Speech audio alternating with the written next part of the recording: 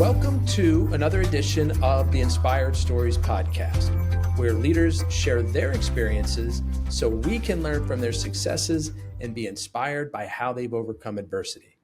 My name is Anthony Codispoti, and today's guest is Mike Garrett. He serves as the Vice President of Human Resources at American Healthcare. They specialize in short-term rehabilitation and senior care, and their goal is to offer a nurturing environment and expert services that help individuals recover and thrive. Now, Mike has been a key part of the organization since March of 2016, bringing years of human resources experience to help shape a positive workplace culture. Before joining American Healthcare, he held roles as Human Resources Manager at Rowe Furniture and Assistant Manager of Human Resources at Virginia Transformer Corp. On top of his extensive background, Mike earned the SHRM Senior Certified Professional Certification in December 2018. This achievement underscores his commitment to continual learning and growth within his field. Under Mike's leadership, American Healthcare maintains a strong focus on supporting both its staff and its patients. I'm excited to learn more about how he tackles challenges and drives success at every level. And before we get into that good stuff, today's episode is brought to you by my company, Add Back Benefits Agency, where we offer very specific and unique employee benefits that are both great for your team and fiscally optimized for your bottom line. Imagine being able to give your employees free access to doctors, therapists, and prescription medications in a way that puts more money in your staff's pockets and the company's too. As an example, one recent client with 450 employees boosted net profits over $412,000 a year. Results vary for each company, and some organizations may not be eligible. If you want to find out if your company qualifies, contact us today at addbackbenefits.com. All right, back to our guest today, the VP of HR at American Healthcare, Mike Garrett. Thanks for making the time to share your story today. Thank you, Anthony. Happy to be here. Okay, so Mike, you started your career in manufacturing at Rowe Furniture. And when I say in manufacturing, I don't just mean at a manufacturing company in HR. You were doing the manufacturing. You were on the factory floor. Can you walk us through how you first got started there and then how you eventually ascended into a leadership role in HR? I was working at Burger King, and I was a night porter. I worked, before I was a night porter, I worked the register, I did drive-through, and then I evolved into the night porter. I was working from 11 o'clock at night till about 8 in the morning, cleaning the restaurant. And I was at a Labor Day party, and I had a bunch of friends there having a good time, and I needed to leave to go to work. And I was wondering why they weren't leaving to go to work, because, you got to go to bed and get a good night's sleep before you start on Monday morning. And they said, well, we get a holiday tomorrow, Labor Day. And I thought, well, how in the world do you do that? And he said, well, at Rowe Furniture, you get paid holidays. Burger King didn't provide that to me. So I needed to go work somewhere where I could get a paid holiday. I went to Rowe Furniture. I applied. I was hired on September 19th of 1983. You remember the date? Yes, I do. I was hired to be a cushion stuffer. So all these nice cushions that we sit on and back against, I could tell you how to stuff those. And then I eventually evolved into running the bandsaw, where you cut these big foam, they call them buns of poly, which are just about as big as the rooms you and I are sitting in. Buns of poly, okay. Buns of poly. And you would use mathematical equations to cut this huge bun of poly down to a 5-inch, 6-inch, 7.5-inch cushion. It would be 21 by 27 inches or, whatever the metrics of that. This is the stuffing that goes inside. Yeah. So I ran that bandsaw for a while. And in 1985, the company wanted to do something called employee involvement. They wanted to have our folks to have a voice on the floor for how do we improve productivity, quality, and the employee experience. So they launched teams in every department, in the stuffing department, the upholstery department, the shipping department. Every department across Rowe Furniture had employee involvement. and the teams grew and grew and grew, and they needed to have an employee involvement coordinator, and they hired someone to do that. And then they needed facilitators for every meeting. And I wasn't shy at the time. I was doing singing telegrams. I was singing in a rock and roll band. And Okay. I said, sure, train me how to be a facilitator. And I learned how to define a problem, root causes, band-aids, uh, possible solutions, and follow up and go through all that. And then the teams continued to grow, and they needed an employee involvement assistant. So I became the assistant EI coordinator. Eventually, the EI coordinator left, and I went from assistant to the official EI coordinator. I was working with everybody in the factory, and actually we had two factories. We had a frame factory that supplied the frames for upholstery. So there were two different companies I was working for at the time, and I knew everybody. And the HR manager at the time asked me if I'd be interested in learning a little bit about human resources, because I was um, becoming more of or I was going to less say you were kind of already involved with some of that. I was an employee relations guy, and I could talk about the language of the floor and what's going to play well and what's not going to play well as far as a new benefits program or a policy or a procedure. And then they brought me into the office, just a real basic thing about answering the telephone. And then this is what the files look like, and this is the computer, and this is it was an HRIS system back in 1980, 89 at that point, which was a whole lot different than what we work with Probably all presently. DOS based, huh? But that's how I got my foot in the door in HR. Yeah, it strikes me that this is one of those kind of classic, I started in the mailroom kinds of stories. I'm curious, did you have any idea that a path like this might unfold when you started there? Or you're just like, hey, I'm tired of working nights and not getting paid holidays. I'm just going to go somewhere else. My job at the time was just a job to pay the bills. My passion was doing the singing telegrams and singing in a band. I was in a band called Spellbound, and we played just about every weekend.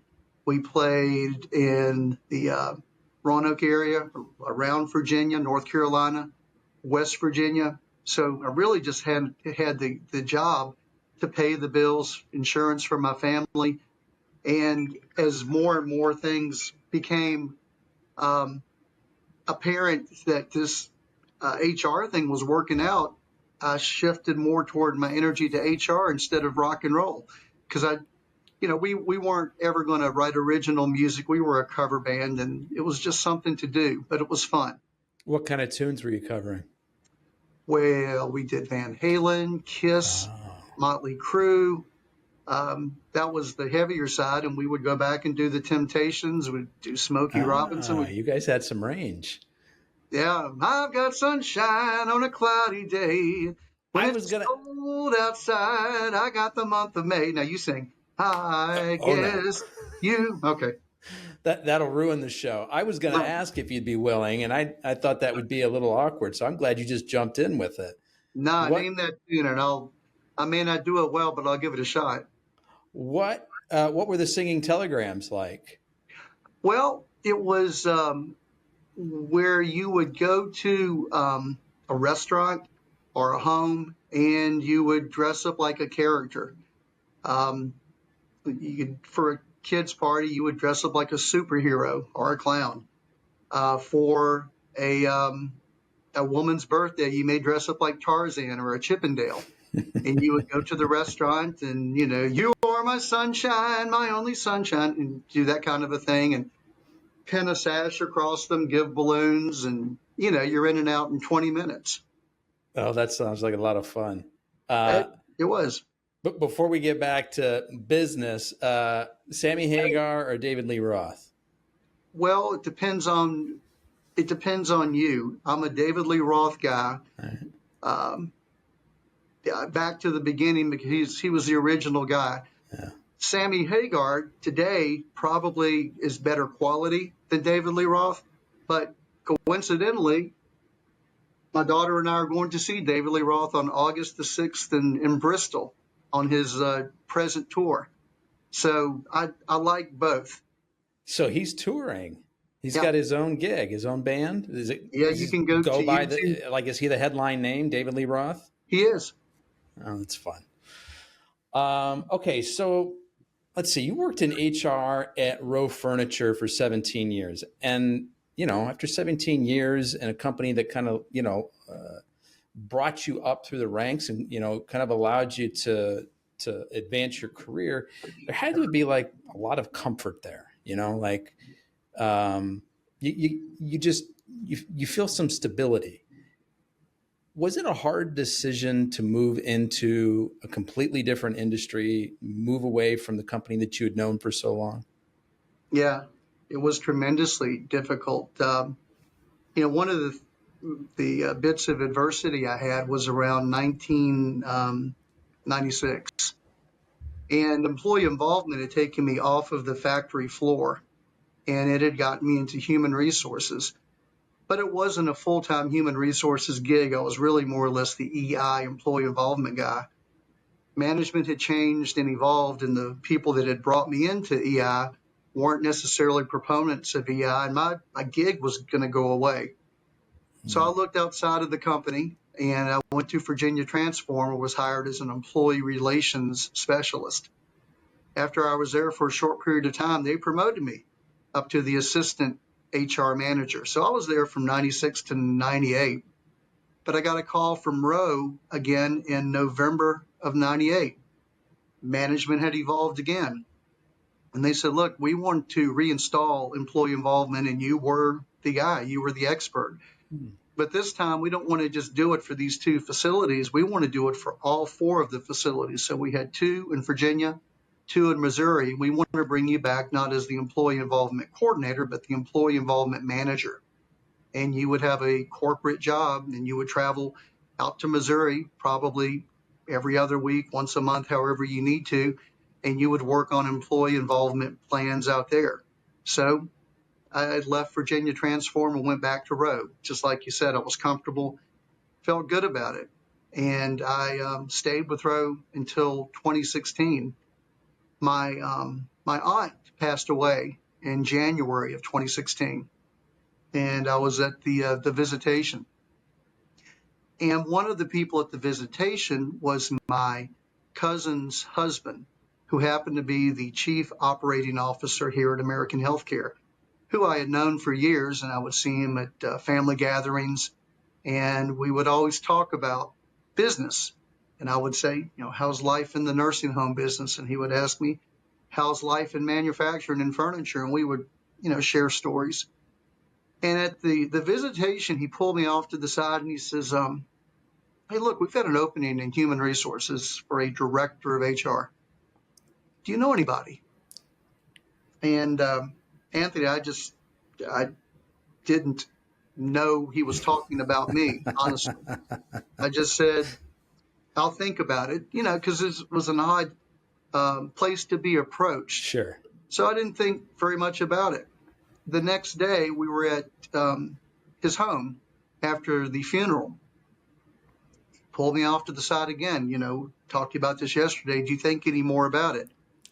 No, I really haven't. So 2 days later was a Friday, and I happened to have a pickup truck, and we were going to my aunt's place where she had lived and unloading all of her personal items in the truck. And finally, during that time, he just pulled me off to the side and he says, I'm asking about you. And I said, what do you mean asking about me? He says, would you be interested?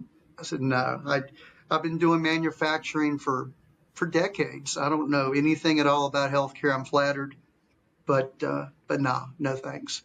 He said, well, look, if anything changes, this is the guy, and he gave me a business card. This is the guy to send your resume to. Let him know or let me know, and we'll see where we go. All right, appreciate it. Thanks. So I was at Planet Fitness on a Sunday working out, and I started to think, you only get so many doors of opportunity in your lifetime. And I'm wondering, is this a door that's about to open for me? And I'm never going to know unless I submit this resume. I thought it's not going to cost me anything. So I texted and I told him, I said, yeah, I think I'm going to do it. So I did. I submitted the resume, and about a week later, I had a phone interview. A week after that, I was at their office, and about a week after that, I had a job offer. Wow. And how did these two companies, Roe and American Healthcare, compare in size in terms of employee headcount? Roe had about 850 people at the corporate office I was working at in Elliston, Virginia. And American Healthcare has over 2,000 employees Okay. all across the state of Virginia. Okay. And this was a step up in terms of responsibility because this was a director position. You're head of the department now. I'd be going from a manager to a director. Yes, sir. Okay, so let's talk. I kind of touched on it in the intro, but tell us in your own words and more specifically about the services that you offer there at American Healthcare. We do long-term care and rehab. So if a person happens to have an accident, they can go into therapy, and we'll help them get back to a healthy spot in their lives. And then we have folks that live in the nursing home. It's their actual home. So we do nursing, we do rehab, and we offer. Our motto is our family exists to care for yours. So we offer a home for no matter who's with us. Okay. And how many different facilities are we talking about? 16. All across the state of Virginia. Yes. What sets you guys apart from other facilities in the state? How are you guys different? We have it divided up into sections. So in the northern part of the state, there's Leesburg, Front Royal, King George. Southwestern part of the state, Clintwood, Big Stone Gap, Grundy, Wise. And on the one hand, it's a nursing home, a long-term care facility where you're going to see nurses, CNAs, people in the kitchen. But depending on the facility and in the part of the state you're in, you're going to have a different vibe. So when you go to the Southwest, as an example, if you're there for a lunch, you'll probably have a prayer before you eat. When you're in some of the other facilities, you may or may not have a prayer. But if you do have a prayer, it may be a prayer that's in a different language, because we have people as an example, in Leesburg, we have a lot of different cultures there. I guess our overriding thing, going back to our family exists to care for yours, is I know from where I'm at. I'm here in Roanoke, and we call it the Resource Center. And I work for a really great guy, our president, Tommy East. And I know the decisions that come across his desk. And I know what he asks of me as far as, if we're talking about a person's career, what are we going to do with that person? Decisions aren't made very, very quickly. We think about things. Let's sleep on this. Are we involving the key people in all of these things? Because we want to make sure that we're doing it right for a number of reasons. There's legal reasons, compliance, and then there's just, are we doing it right? This person's worked for our company for a long period of time. Everybody goes through ups and downs. They may have made a mistake. Do we give a second chance? Do we not? Thinking about if this was your son or your cousin or your nephew or your wife, how would you treat them in a similar circumstance? That's how we manage the business. And I like what you just said there. I didn't realize that was kind of a tagline. Our family exists to care for yours. And then what you just described there, I mean, very much, kind of embodies that. Hey, if this was your son and this was your daughter, a close relation of yours, like how would you handle it? How would you want them to be treated? That's exactly what we do. You've got a template, you've got your handbook, you've got your code of conduct, your policies and the procedures. Then you've got the person. How long have they worked for the company? What are their strengths and weaknesses? You want to try to be equal, but you can't really be equal, but you can always be fair. Yeah. And that's when, you really have to take the human element into account. And yeah, here's the rule book. Okay. But, let's be human beings here and actually look at the person and actually look at the situation and evaluate it like, we would want to be treated, sort of golden rule kind of a thing. And I think it's important to point out that of all your facilities, all but one of them is under the Heritage Hall name. And in fact, the website people can find you at is heritage-hall.org. Am I right, Mike? That's Yeah, correct. heritage-hall.org. So you have all but one of the facilities under the Heritage Hall name. And then what's the other facility's name? South Roanoke Nursing Home. Okay. And can that be found on the same website, or does it have its own? Can. Okay.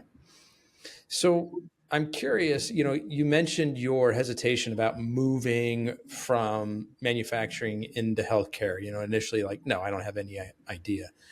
As you made that transition, what was the biggest difference that you noticed as it pertains to HR leadership?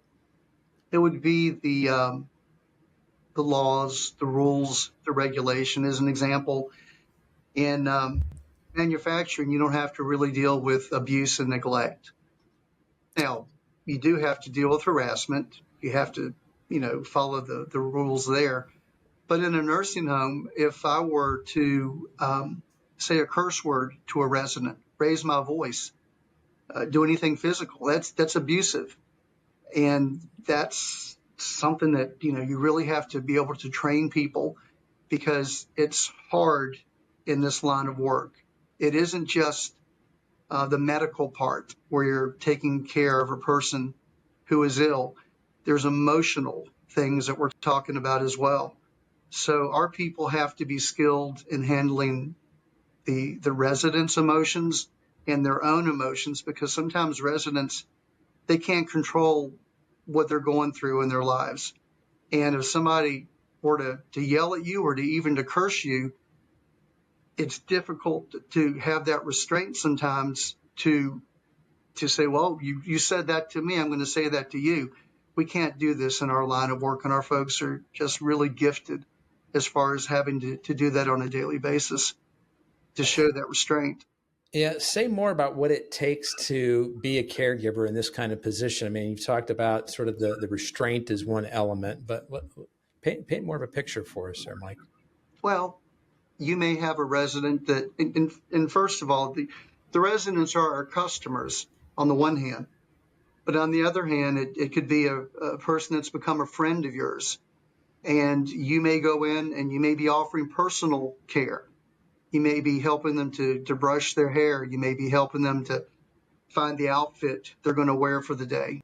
And then you're going to shift into another part where you're going to talk about taking their temperature, to getting in an IV, dispensing meds. Then you're going to get into another part where they're tearful, especially during COVID. They couldn't see their families because they were in the nursing home, and the families may be on the other side of the window there, and they're having an emotional reaction to, why won't you let me out? Why won't you let them in? And having to be able to support those residents emotionally was another key skill that our folks had to have. Say more about COVID, because I mean, this was a hard time for everybody. But from everyone I've talked to in all different kinds of lines of work and everything that I've read, my suspicion is that your environment was the most challenging for some of the reasons that you just touched on, right? You have people who are at their most vulnerable emotionally and physically. And when you're in that stage, you want contact with the people that are familiar, are loved, and bring you comfort. And it was sort of like bringing down this iron curtain that separated people from the outside world. So say more about what that was like for you and your team members to kind of manage through. This is an N95 mask. Now, if I were to talk to you wearing this, my communication with you is going to be affected. My bread and butter is being able to listen to you, and then you listen to me if you're an employee of ours. one of the toughest decisions I had to make personally was in May of 2020. This was right at the very, very beginning of COVID. I think it was March actually when the country shut down, and there was all of these horrible things that were taking place. People kept getting sick and people kept passing away. And we had one of our nursing homes on the Eastern Shore that was having a really, really tough time. And I believe the Eastern Shore area itself, 60 to 70% of the people there had COVID, and that part of the Eastern Shore. Well, that's where our nursing home was. And the management of that nursing home was being really, really overwhelmed. And they reached out and they said, we need some help. Can you come help talk to our people? And I got a call from the president, Tommy East. And he said, Mike, they want you to go there, and bring a fellow that works with me named Dickie Linkus. He says, you don't have to go. I know this is a big decision, but they've asked for your help and they need your help. But I understand if you don't want to do it. And Anthony, at the time, there were no vaccines. The protection was the goggles and the N95 and the mask. And I thought, man, this could be a death sentence for me. But, I'm the vice president of human resources. I'm not worth my salt if I'm not able to go, but I expect you as an employee of the company to be there and to work. So I said, sure, I'll do it. And I reached out to Dickie, no problem at all. And the hardest thing was telling our families, calling my wife and saying, I'm leaving tonight to go here. Because what Tommy said, what I said to Tommy was, I said, yeah, I'll do it. I'll pack up and, we'll leave first thing in the morning. He said, no, I need you to be there first thing in the morning. And this was about 2:00 in the afternoon. I think we had the conversation, which meant that I'd have to go home, see the family, pack up, get there maybe about midnight, and stay there. I think we stayed there 7 or 8 days. So we got there. And the very first thing that happened was, they gave us the lay of the land. Here's the mask. Here are the goggles. This is what you can do, what you can't do. And then it's like, go to work. Well, what do you need me to do? Well, we had people that were working they were scared. But there were two types of, I guess maybe three types of people. There were people, our employees that had not gotten sick. We had some of our employees who were sick and they had the symptoms. And then we had some of our employees who were positive, but they really didn't have the symptoms and they weren't sick. That group of people really didn't want to work because the other groups of people weren't working. And if you didn't have the help, it made your job more difficult. So they said, look, we need you to talk to this person and this person and this, because they want to go home. So I thought, how do I do that? Because I went out on the unit to find them, and, everybody's got their gowns and their masks, and it's like talking to, somebody in a radiation suit. And I figured I can't do this. And what we were able to do was I said, look, go out, let's meet outside, because there was a picnic table, a break area outside. And I knew we could talk 6 feet apart. So they went outside. I went outside. We took our gear off and we both became human again. And I just said, talk to me. Tell me what's going on. And I did a lot of listening. And then I requested, can you listen to me? These folks have no one else. It's you. It's me. It's all of us here. If we abandon them, what are they going to do? This is our family. Our family exists to care for yours. And I know you're scared, but we need you. You are uniquely qualified to help us through this time. Please do it for us. Wow. And that's what you did each and every time. And thank God we made it through. Most people responded in a positive way to that message. Many did. Some people didn't. We've had some people that said, this, not for me, not my line of work, and they left. But we had a lot of people that did. We had a lot of our people that worked in different parts of the state that had descended on this facility to help, because this part of the state had really been decimated with COVID. How did you So find the words in those moments to talk to those people? How did the words come to you?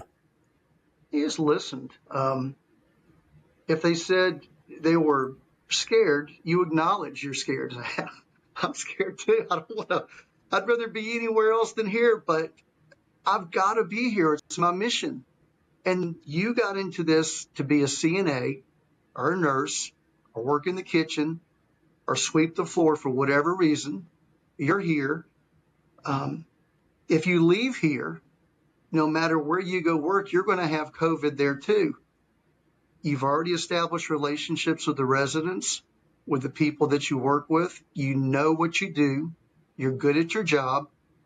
I need you to get back in there and get to work. And you can do it. And you will do it. And that worked sometimes it didn't.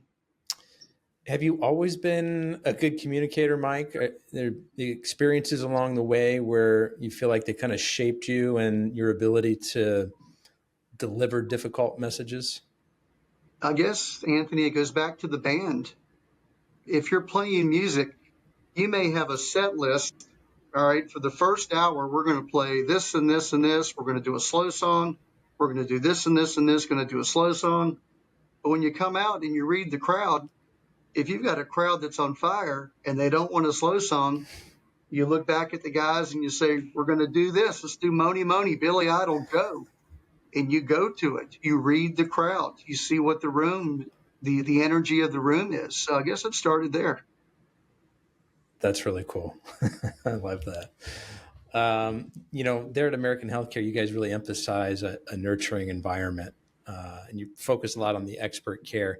When you're going through kind of the interview process, the recruiting process, how do you find and identify the right talent? And then once you've got them on board, how do you develop them and retain them? What's kind of your secret sauce to both recruiting and retention? It's easier if you're talking to someone who's worked in long-term care before, that's worked in a nursing home, because they aren't going to be shocked when there's somebody walking around and their gown is open, as an example. They won't be shocked, and they understand this is what we do. This is the environment. We're going to help people out. And if Mr. Jones, we need to help him tuck his shirt in, or his hair's messed up, or, you can go into all sorts of other examples. That's easier. When you have someone that maybe has worked at a convenience store or even manufacturing, and they've never done long-term care, they need to be exposed and say, look, you're going to be dealing with a lot of unpleasant things. You're dealing with people during the most vulnerable time in their lives. It's got to be more than a paycheck to you. You have to be able to commit that you're going to help folks out when it's tough, and you're going to ask for help when it's tough, and you're going to offer help when it's tough. And no matter what job you're in now, retention is really, really difficult. So you give people an opportunity based on what you get in the interview, and hopefully they're going to deliver for you when they are on the floor. I'd like to hear about any unique programs or training initiatives that you've championed as a way to help those people kind of acclimate your new hires, and what impact that's had. Well, the way we're set up, Anthony, we're called the Resource Center. So sometimes people refer to us as the corporate office, but we're the Resource Center. So there's some things we'll do where they're non-negotiable. You've got to be able to follow the Department of Labor's rules. You have to be able to follow the handbook. All of these things are something that's global for all of our facilities. But something that works in Tazewell, Virginia, may not work in Dillwyn, Virginia. Something that works in Blacksburg, Virginia, may not necessarily work in Lexington, Virginia. So each of the facilities is different, and each of them may have their own, well, they do. They have their own culture, and they have their own way of doing things. So for my role, we offer a lot of suggestions about what you can do and what you can't do. And what tends to be pretty successful is when you do a pilot in one of the facilities and it's successful, and then they ask you, tell me how you did that. Give me more and more and more. One of the things we did do that was global was on-demand pay. And it was around 2021, and we started looking at this, and there was a company called Daily Pay we started working with. And I had seen, I think at one of my SHRM conferences, people speaking about on-demand pay, and this is the future, and you need to get onto this, or you're going to be left behind. Because we live in a society right now where if I wanted to, I could be really rude and watch a movie on this phone right now if I wanted to. I could go to ChatGPT and ask it any number of questions about how to fix my gutter at home that's broken right now. I can do that because I have the expectation that those answers are going to be right there for me. So people now have the expectation, I just worked 8 hours. Why can't I be paid for the time I worked? So this company, Daily Pay, worked with us, and it really took a while to get into maybe not the culture of our people, because I knew our people would want it, but it was tough for our management, because you have to literally expose your payroll to an outside company. And they come in and they get under the hood and they wire everything from American Healthcare to Daily Pay, and they plug it in. And then this gives, it's a mechanism for our folks. It's really to have a new bank. Daily Pay operates as a bank for them. So if I worked 8 hours right after my shift, I could go on and pay a small fee and be paid a percentage of those hours I had just worked. And we did that back. When does Daily Pay pull the money from you guys? Is it also on a daily basis, or are they floating that in between? I can't answer that specifically because there's two different things. We have one for salary people and we have one for hourly people. The deposits are made like you would on a regular basis to your employee's bank. Daily Pay is really floating the money to these folks. So we're just paying the bank, the employee's bank, like we normally would. And the employee works with Daily Pay as far as borrowing against the expected earnings. Interesting. What percentage of your employees would you guess are taking advantage of the Daily Pay service? 50%. Holy cow. It's, make sure I got my stats correct. I think it's usually on a Tuesday or a Wednesday. People will withdraw. I think it's about an average of $130 each time. And they use it for gas. They use it for bills. They use it for clothing. It's just the way people are adapting and evolving with, how they get paid. And it's offering a lot of options. One of the reasons we looked at this is we knew people were going to these loan companies and paying as much as 300%, and they would have their car title and put up. We thought, oh my God, that's horrible. We had situations where, people said, I can't come to work tomorrow because I don't have enough money for gas. Yeah. So we started to think this through a little bit. And what Daily Pay does now is if you need money for gas, you can go to the app and you can advance yourself whatever you need. And it's worked for us. It's been obviously well received by your employee base since such a large number of them have taken advantage of it. It is. And, it's a recruiting tool too, because one of the things we like to do is we have something called a callback list. And if there's somebody that worked for us, 3 months ago, 6 months ago, a year ago, 3 years ago, and we'd love to have them back, we'll text them, we'll call them and say, hey, would you be interested in coming back? We have, and it could be, some sort of different circumstances. We have new management now, or we have new benefits. Because what I know, Anthony, in people's lives, people like choices. So I may be happy at my present company, but if somebody else calls and they say, look, we really miss you, the training wouldn't be very, very long. You would understand what to do. You understand our culture. Why don't you come in and just work PRN? Why don't you give us a shift once a week? Just, put your toes in the water and see what you think about, the company since you left. And you can earn some extra money for a vacation or Christmas. And if you really like it, maybe you go from PRN to part-time. And if it's working out for you, come back to us full-time. No, that's pretty cool.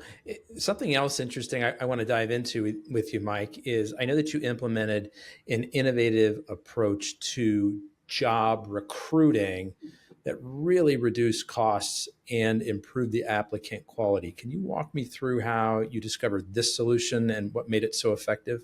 It was dumb luck, to be honest, Anthony. The thing that probably takes most of my time is sorting through emails.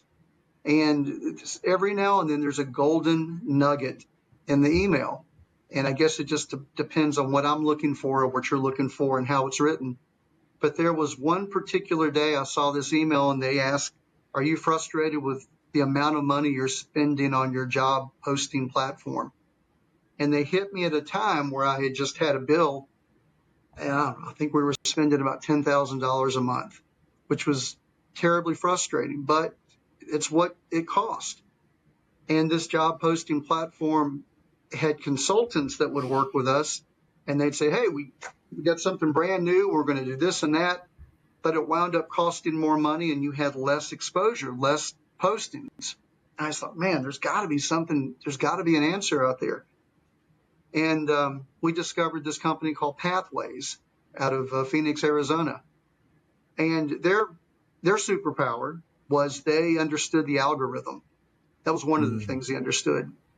But they also understood how you put it out there to make a job attractive to an applicant. Traditionally, I've been doing this for decades. And back in the day, you had your job description that you would make into a job posting and it goes into the Sunday paper. And it's in the Sunday paper for a period of time. And you have applicants. That's how you do it.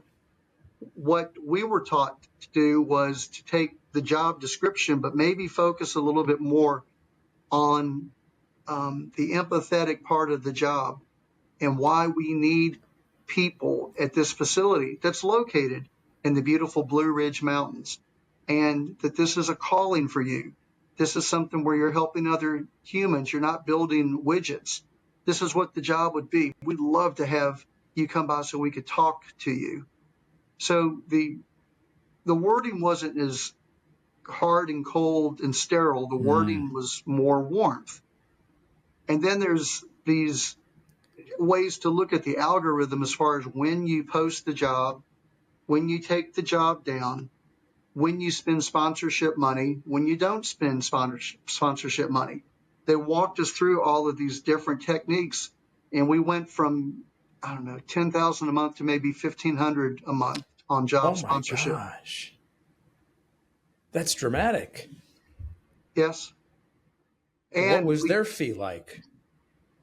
They had I think it was 400. No, I take it back.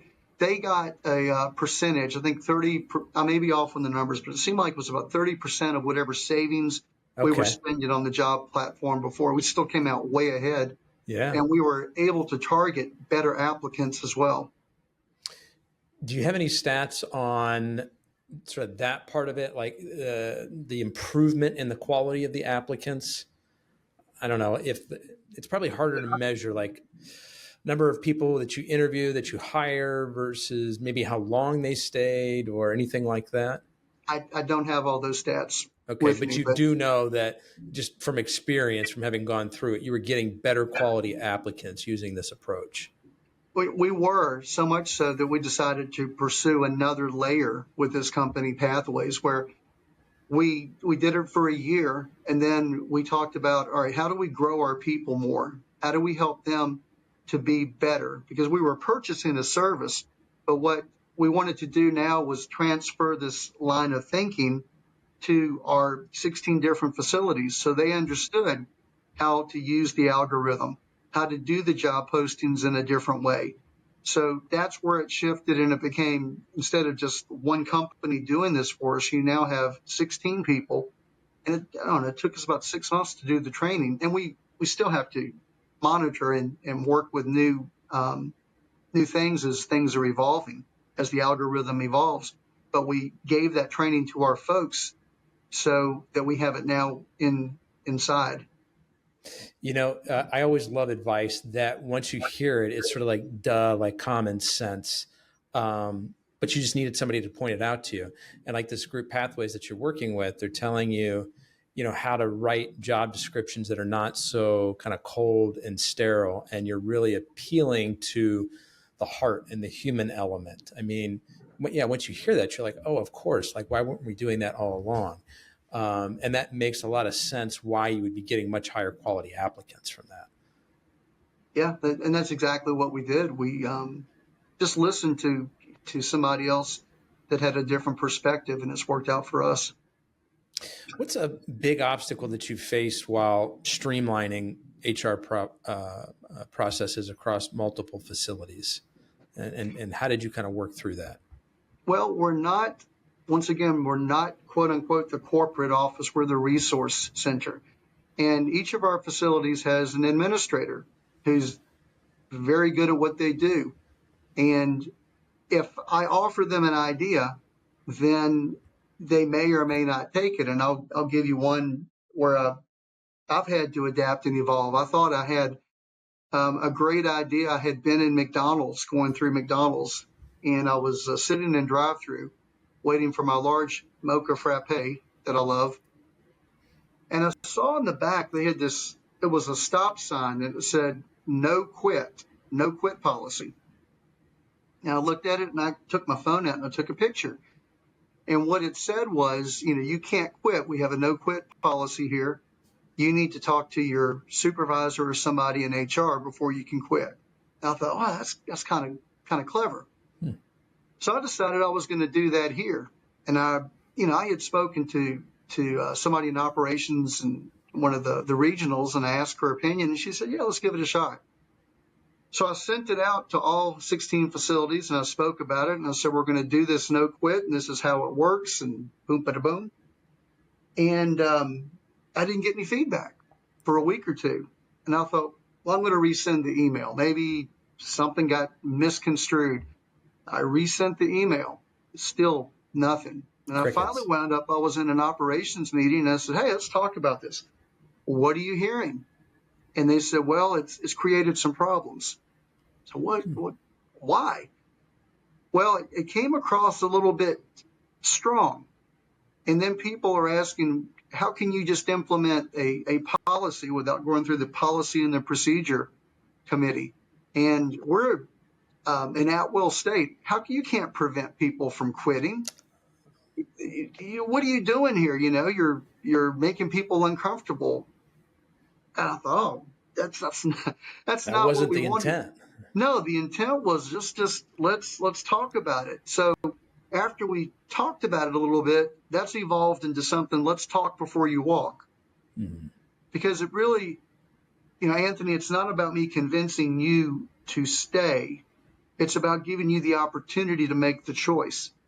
But hopefully you see that I cared enough about you to listen and talk to you about how valuable you are. And are you sure you want to leave? And I really don't want to lose you. But if you do decide to go, text me after you're there for a week and let me know how you're doing, because you may want to come back. And let's talk it through a little bit. So I thought I had the great idea that everybody could use. But, once again, I guess I'm comfortable that there was the pushback where folks said, look, it's not working. You need to change it. So I can't give you any results right now because, literally, this is a fresh initiative. Still pretty fresh. Yeah. Okay. I'll be interested to hear how this plays out because I understand your intent. And then I can also hear how the message was received on the other side. And so it'll be interesting to see if you can kind of smooth that out and help people understand, where you're going with this, or if it is something that you're just going to have to completely pull back on. Time will Sure. tell, huh? Oh. As you look forward, what kind of emerging trends, whether it's in senior care or human resources or a combination of the two, that you think are going to help shape the future of American healthcare? It's going to be artificial intelligence. Okay. Um, I was in San Diego at the SHRM conference, and I think the guy's name was Alan Whitaker, who is head of AI for Bamboo HR. And a brilliant guy talking about artificial intelligence and how you can use it within your company. And one of the questions that came up was, is AI going to take my job? And he said, no, it's not going to take your job, but somebody else that understands AI better than you do may take your job. And I thought, wow, that's pretty profound. So I thought, in my role here, I need to be a leader in understanding how this whole thing works. And I need to make sure our people understand how this whole thing works, because since I came back, informally, I'm asking folks, do you use AI for anything at all? And some people say, no, it scares me. I don't use it for anything. And then there's some people that really are into it. They could be either using Claude or Chat GBT or Gemini or Copilot. And what we're actually doing in August is we're having an HR payroll conference here in Roanoke, and I'm going to be talking about an introduction to artificial intelligence, and I'm going to work them through some exercises, something really basic where you've got a job description and you have a resume. How do you use AI to find out if that applicant is good for our company by using AI? How can it save some time? How you can take a spreadsheet that you've created with maybe one graph, and then you've got 16 sets of numbers here. How can you attach both of those spreadsheets and ask AI to help you duplicate this with a graph for these 16, whereas it may have taken me 4 hours in the past? I can do this now, and it's here. And you're going to present this. How did you get up to speed on it? Just by playing, the best thing you can do with AI is to use it for personal things first. So, like I mentioned earlier, I've got a gutter that's broken on my house, and I'm going through, well, seems like it's easy enough. You put this piece in and you put a screw and there's glue. Well, that didn't work for me. So I type in, what are my alternatives? What should I do? And I wound up, you hire a handyman, somebody that do it. But it's little things, like that, whether it's a toilet repair or it's a gutter, or you're trying to train your dog, or you're going to go on a vacation. What AI is doing is it's putting its arms around everything that, Google has had in the past. It's right there for you. I love the message that you shared from that Bamboo HR exec.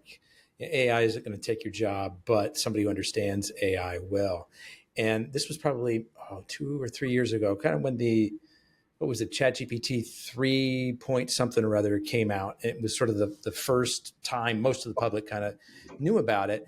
One of my old employees, a copywriter, a creative person that had worked with me, she contacted me just all in a panic about how, this was the end of the world, end of her career.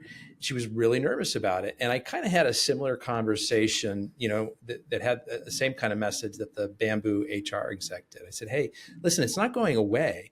Like hiding from this, putting your head in the sand and hoping that it doesn't come into your part of the world, or, that it won't become what everybody thinks it's going to become, or that somehow you'll be immune to it. That's not going to work. That's the wrong way to approach it. Instead, jump in 2 feet, learn this thing, like understand how it works. And she went away for about 3 or 4 weeks, didn't hear from her. And she came back. She was so excited, Mike. She was like, oh, I know how this is going to help me do my job so much better. I'm going to be able to do so many more things, offer these different services, tie things together. And it was kind of that mindset shift that she needed. And it's the same kind of message that it seems like, you're going to be delivering here in that upcoming meeting. That's exactly right. And some of the people I've spoken to feel like it's cheating. And I'm explaining to them, I said, look, if AI didn't exist and I asked you to put together a presentation on public speaking, in the past, you would have gone, searched a number of different websites. You would have gotten your content from there. You would have maybe taken some images and copied and pasted and put them into a PowerPoint presentation. This is no different. You're not cheating at all. All of the information has just been bundled together for you because you're really doing the work. You have to write the question in the way that AI is going to respond positively to you to give you what you want. That's where you adapt and evolve. Your new way of creating is, how do I work with this partner to ask what I need and make sure that I get what I'm requesting? And then in my experience, don't just copy and paste the results, right? The AI is going to give it to you, and maybe 80% of it is what you need. Maybe you need to put it in your voice. Maybe there's some kind of an edit that needs to be made. And so I like how you put that, work with it as a partner. You can't take it 100%. You have to trust it to a degree, but you have to verify that the information that it's providing to you is accurate. So you take it, you use it after you've make sure that you're comfortable with it, and you move forward. And it's not a perfect process. You're going to make mistakes, but that's how you learn. All right, Mike, now time for my favorite question. I would like to hear about a serious challenge that you've overcome, whether it's personal or professional, or if the two intertwined. How did you get through it, and what did you learn?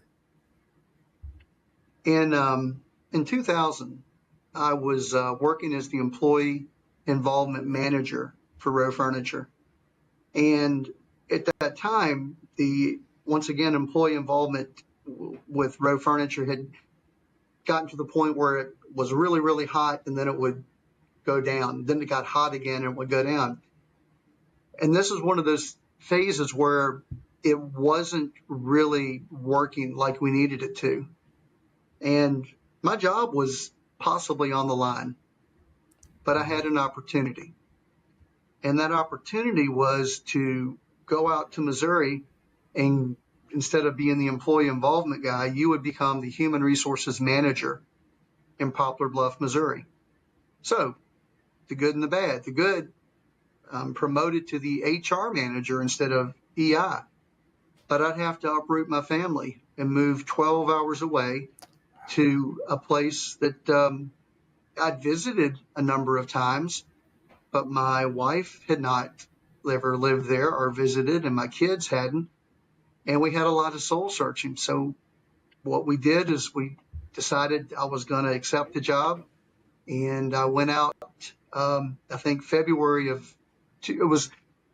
it was around December of 2000. I found this out, and I went out in February of 2001, and they put me up in a little apartment, and they allowed me. They were very nice to allow my kids to work through school in May, and then they were going to relocate in May. So every other weekend, I would drive back home, make that 12-hour drive to be with the family, and then I'd go back to work. They were really accommodating. I would leave like on a Thursday afternoon from Missouri, probably drive to Nashville, spend the night, then I'd get back to Roanoke about noon on Friday, and then Sunday morning I would leave and get back to Missouri Sunday night. Wow. And that went on from, what did you say, December or February? That went on from May? February until about June of that year.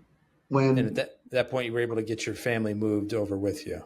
Yeah. And I had a tough time really adjusting to the culture of that facility, because when I was in Roanoke at the corporate office, you'd go out to lunch, you'd have an hour lunch. We even had a facility, a fitness center in our facility. And I thought, well, that's what you do at work. Well, in the Poplar Bluff plant, they didn't have all of those bells and whistles. Now, they had a gym that was about 10 minutes down the road you could go to, and I did that during lunch. But then I noticed I really wasn't fitting in. And what My problem was everybody else was taking a 30-minute lunch. And I'm the new guy showing up and I'm taking an hour, and I wasn't sitting at the table with all the other managers. And I needed to adapt and evolve. So that was the toughest part, because I wasn't accepted until I made the change. Mm. And I remember one day I showed up and I sat at the table with them for lunch, and they're looking at me like, "What are you doing here?" I said, "Look, I'm part of the team." And they accepted me because I recognized I was in the wrong, Mm. and I wasn't going to be accepted and I wasn't going to be effective until I understood life in that facility. Did somebody bring it to your attention, or were you aware enough to realize that, oh, I'm sort of sticking out like a sore thumb here? A little bit of both. I would I would find out, like, if a meeting was set for 12:30 instead of 1 o'clock, right in the middle of when I was going to have my workout, right when their lunch was ending, kind of hinting, you need to be here. And you took the message. What was it like for your family making that transition? I mean, they're without husband, they're without dad most of the time during the week, and now they're relocating to another part of the country where they don't know people. Yeah, it was That's a tough. hard transition. It was. The good part is we met some of the best people we've ever met in our lives out in Missouri. Just fantastic folks. Really, really enjoyed those relationships that we were able to put together when we were there with them. How did you meet those folks? Was it through work? Was it through a social club?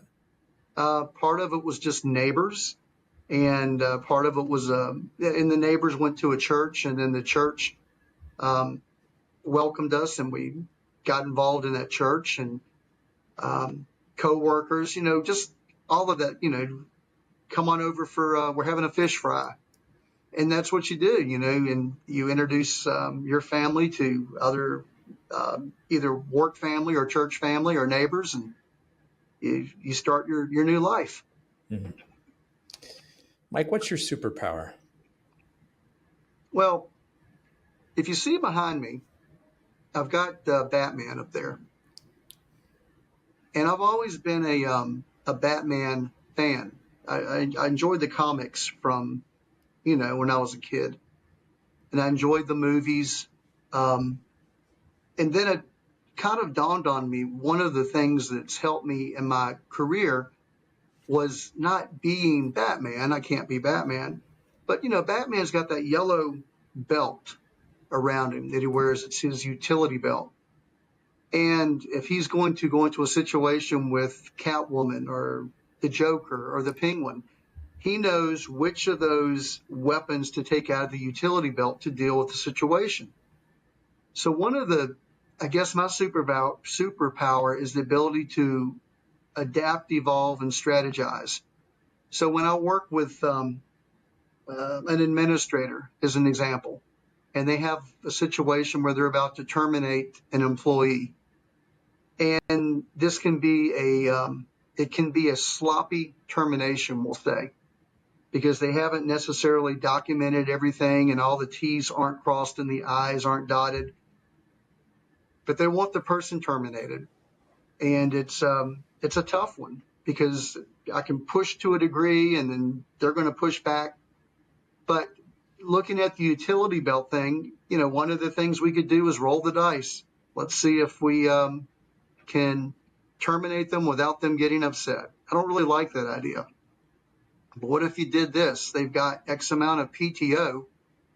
What if we said, look, we'll pay you your PTO for a voluntary resignation? We'll give you a neutral reference. Nobody wants an involuntary termination on your record. If you're going to go work somewhere else, you want to be able to explain, why you left that company. And you can look your new hiring manager in the eye and say, look, the drive was too long, or I just wanted something new. I needed a change. So just trying to give our managers choices of how they deal with difficult situations, I think, is my superpower. Different options in that utility belt. Yeah. No. How about a resource that you might recommend to our listeners? A book, a podcast, a course, something that's been really helpful for you in your career? I guess, Anthony, I go back to the 7 Habits with Stephen Covey. Um, I can't quote everything, but I remember parts of it. And parts of it would be to sharpen the saw, as an example. Because you want to make sure that, you want to get there, but you don't have time to stop and get gas. But if you don't stop to get gas, you're going to run out of gas. If you're not physically healthy, you're going to get in a situation where you can't do your job to the best of your ability. So try to stay in shape. Um, the part about listening and understanding others before trying to be understood, that's really helped me a lot. So if I'm a person in the middle, if I'm a mediator and Anthony's on one side and there's somebody else on the other, um, I need to be able to make sure that you feel like I'm a neutral party and I let you speak and then I contribute and let them speak and they contribute. But if it's Anthony and Mike, I want Anthony to go first because I know in your mind, if I'm going first, it's just la, la, la, la, la, la, because you're waiting for me to stop so you can get what you want to say in. So if I just listen and I say, all right, if I'm the sponge, tell me what's going on. And I take the time to respect you and write down and write down and write down, ask if there's anything else we need to cover. Then if I go, then I can say, well, first, let's address the things that you brought up. And we go through those things. And then I'm able to introduce my side of the story. I like that a lot. And Stephen Covey is a good one. If it's a classic, and if folks haven't had a chance to absorb that in some format, ebook, audiobook, it's a really good one. A lot of great foundational things in there. How about some daily habits, Mike? Either that help you get your day started, keep you centered, keep you on track. Well, it's the old to-do list. Um, I usually work sometime on the weekend. I don't live too terribly far away. Um, there's a car wash nearby I go to. I go to a gym that's not too far away, so it's kind of convenient. So I'm not going to spend all day and Saturday and Sunday here, but it's a chance where the phone isn't ringing. I'm not getting the text or the emails, and I can take time to look at, all right, what did I not get done last week that I need to carry over? And I create a brand new sheet like this for my marching orders. And then I also send something to our COO and CEO, and I call it the HR overview for the week ending X. So this one will be the week ending July 25th. And I've got my journal where I take all of my notes from what took place during the week, and then I put it in the computer. So going back, years now, if I have a situation that took place in 2020 during COVID, I can go and I can search a name or I can search a subject, and it's a diary of everything that's taken place in the past. So that's how I do it. How are you logging that in the computer, like individual Word documents? It's an email. I send an email to Brad and Tommy, COO and CEO. I send them an email every, usually goes out on Saturday or Sunday. And I've just got, this big string of sent emails. I like that. An interesting strategy. Just got one more question for you, Mike. But before I ask it, I want to do two things. First of all, for everybody listening, I want you to pause just for a second, go to your favorite podcast app that you're listening on now, hit the like or follow button so you continue to get more great interviews like we've had today with Mike Garrett from American Healthcare. Mike, I also want to let people know the best way either to get in touch with you directly, to follow your story, or that of American Healthcare. What would that be? For American Healthcare, it would be the website, heritage-hall.org. For me, honestly, Anthony, I try to fly under the radar. I was conflicted about doing this podcast with you today because I thought I don't need to be out there. And if you look at my LinkedIn, there's not a lot there. It's pretty plain. But I did it because I figure I need to have a LinkedIn. But even if you looked at my personal Facebook page, I've got pictures of me and my wife and my family and my dogs, and you're not going to see a lot of political commentary or very much of it's pretty vanilla. I mean, I fly under the radar predominantly. Well, I'm for one really honored and thankful that you agreed to spend time with us here today and share your story. I know that a lot of people are going to get benefit from it.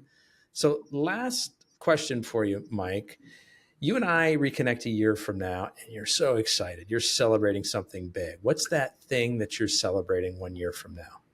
It's the people in our facilities that have embraced artificial intelligence, um, the job posting technology, and it's made their jobs so easy that they're able to spend time on the floor talking to our people and to our residents, where they're getting the face-to-face time, and they're not behind the desk. They're not anchored to having to do the reports like they have to do right now.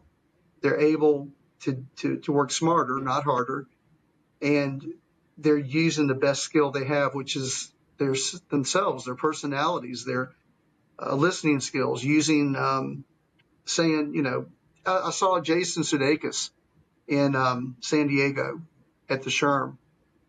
And one of the things he talked about was having big ears. And he was talking about this in relationship to Ted Lasso and how he does this show and the different people on the show. And, maybe he discovers one of the actors used to be a musician, or they used to be a cook, or they used to be, whatever in their previous lives. And he listens to that. And then as they're creating episodes going forward, if somebody had played guitar in a band previously, they work it into an episode where they get to play guitar or they get to cook.